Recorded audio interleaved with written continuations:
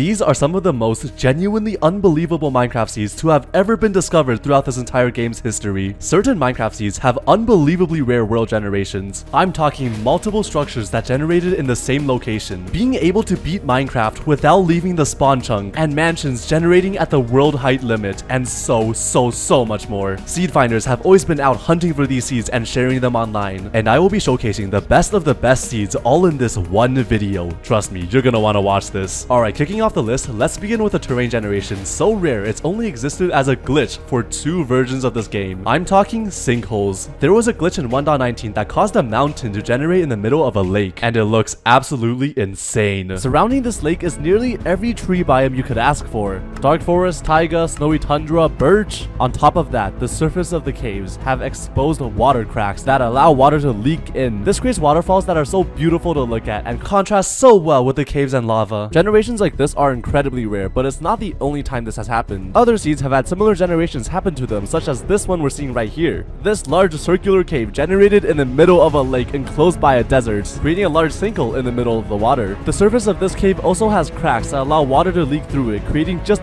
beautiful waterfalls. And from above, it kind of just looks like someone scooped a piece of land out of the water. This seed and the one before share a lot of similarities with how the sinkholes generated. The big difference being a whole desert village spawned at the bottom of this ravine, underground. Seriously, how did those villagers even manage to get there? It's not even the fact that a village just casually generated underground, or that a sinkhole just naturally exists in Minecraft. It's more so that both of these things happen at the same time together. Honestly, it's just such a bizarre sight seeing all this happen together, and it's just so cool. Staying on the topic of weird village generations, check out this seed that has a village generated in the middle of a cave. The houses and pathing of this village was built 90 blocks below the surface. Now, villages are not meant to naturally generate underground, so how could something like this even happen? Well, as we go further up, we begin to see a hole revealing itself, surrounded by a desert, which begins to explain a lot. Minecraft wanted to generate this village in the middle of a desert, but coincidentally, there was a big hole here. So rather than choosing another location to build a village, you know, like a normal person, they decided, no, you know what? We're just gonna make this village underground. We're gonna have these villagers be extra ambitious today, like my boy Anderson right here. This guy's tired of the old life. He wants to become a miner. He wants to explore the caves. He wants some,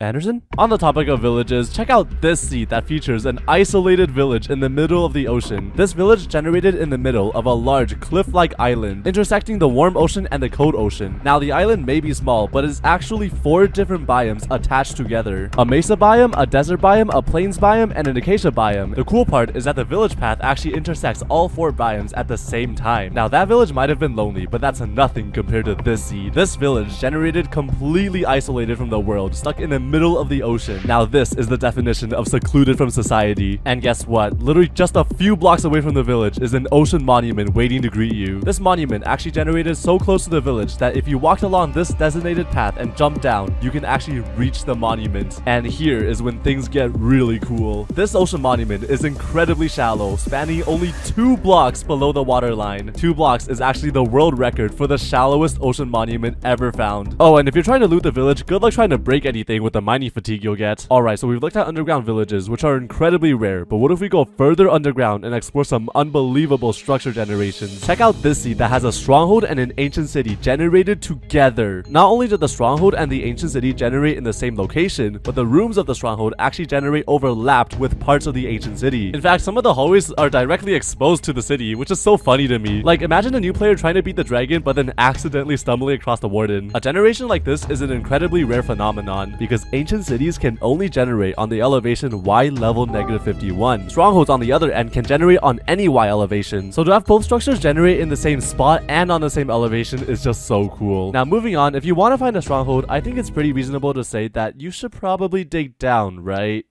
Well, since strongholds can technically generate on any Y elevation, there have been cases where a stronghold generates completely above the surface, like this seed right here. The portal room of this stronghold generated completely above the waterline, exposed to the surface. Just imagine being a random player trying to search for the stronghold only to find it above ground next to Next to a village? That's right, not only does this island have a fully exposed stronghold, but it also has a fully fleshed out village, an intact shipwreck above the water, and ocean ruins, and right beside the island is an ocean monument, and also a ruined portal. Seeing this even happen is just genuine insanity to me, as 6 different structures had to have spawned together in the same spot on this little island. It's almost like the villagers created their own makeshift town, and boy is it a fancy town. I can hop out of the stronghold straight into the village.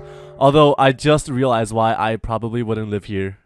Alright, so we've been giving our villagers quite some love, and the pillagers are getting pissed off. So why don't we take a look at some mansions, guys? Check out this world that has a structure generation unlike any other you've seen before. The Woodland Mansion of this seed spawned so high up, it created a literal skyscraper. The floors of this mansion was generated on a pillar of cobblestone spanning 150 blocks tall. Even the pillagers are trying to push the limits of what's possible in Minecraft. Now, it might seem like they did this as a form of political protest, but believe it or not, that's not it. You see, the reason something like this even happens is because when Minecraft is generating structures like the Woodland Mansion, it can't overlap with naturally generating terrain. So when the base of this mansion was randomly chosen to be at the top of a cliff, the game thought it would make no sense if we just left the mansion floating in the air like that, because you know, Minecraft is a realistic game. So they thought, you know what, we're just gonna stretch the foundation all the way to the ground, creating a literal skyscraper. But hey, I'm not complaining, it looks really cool. And is that a second tower?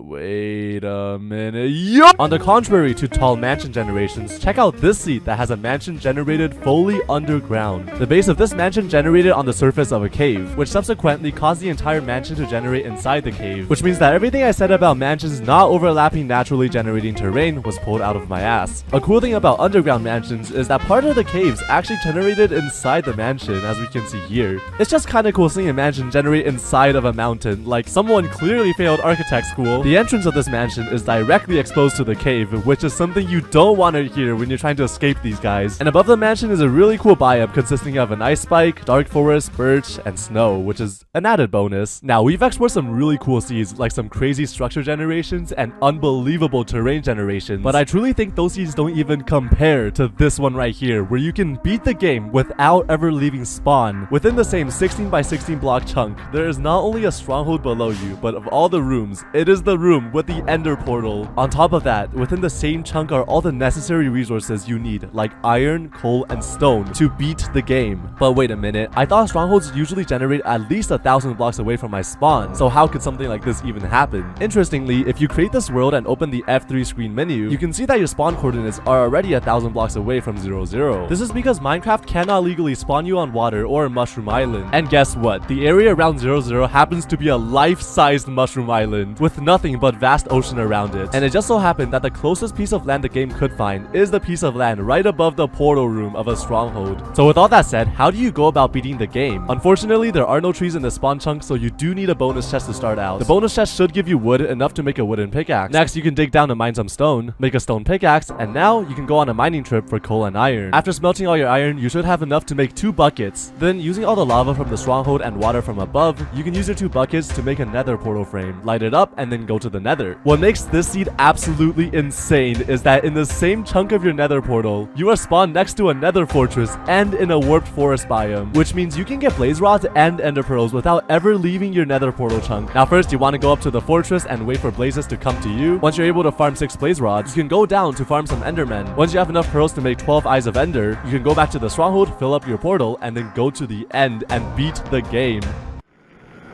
Oh no.